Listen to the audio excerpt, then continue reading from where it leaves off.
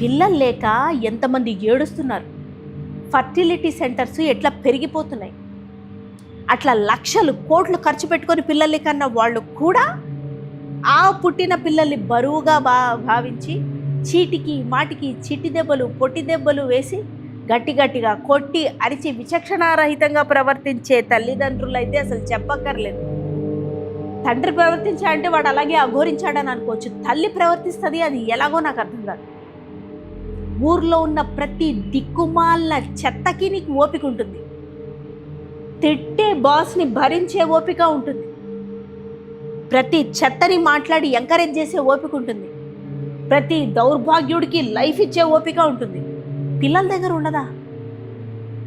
5 కాదు, వాళ్ళు 100 సార్లు అడుగుతారు. చెప్తే ఏం పోతుంది నీకు? నోరిచ్చాడుగా దేవుడు. పిల్లల దగ్గర ఉండదా ఓపిక?